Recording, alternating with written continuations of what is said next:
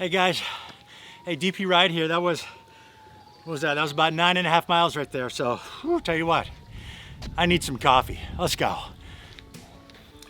All right, so we're back here in the kitchen.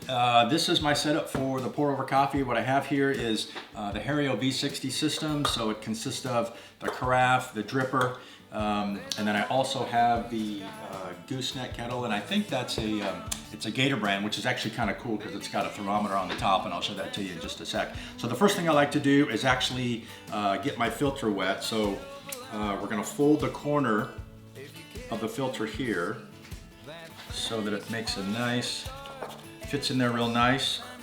All right, so I pour that over, and then I like to get my water about around 200 degrees. They say, you know, anywhere between 190 and 201, which seems, you know, very precise, but I usually take it, it's got a little green indicator there, which again, I'll show you. And then I just kind of pour this over the filter so that it kind of takes that paper taste out. I just get it good and wet. Let it drip for just a few seconds. It also kind of primes the pot, it warms it up. All right, so when that's done, I just kind of take it over to the sink here. All right, I shake that out, and then I put it back here just for a sec. Now I need to weigh my coffee. So the formula is, it's 60 grams of coffee for 1 liter of water, and that's actually pretty simple. So I don't need that much just for me. I usually make half. So for half a liter, I need 30 grams of coffee. So I'm gonna turn on and tare my scale here so we're at 0. And I'm just gonna pour until I get 30 grams on there.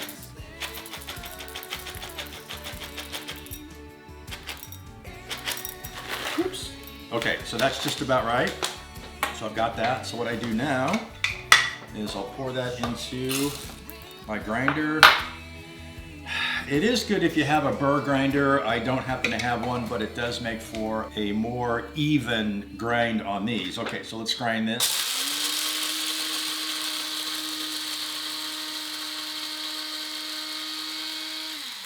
And I usually only grind this for about, 15 seconds. I don't want it to get too fine. I actually want a little bit of coarseness on this. So, all right, so I get all those. Then I pour that in here. All right, get all that coffee out, kind of let it settle.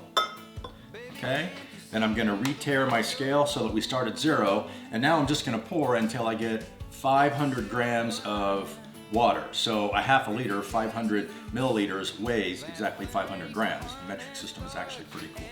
All right, so the first thing I do is I take my gooseneck kettle and I just pour a little bit over the top,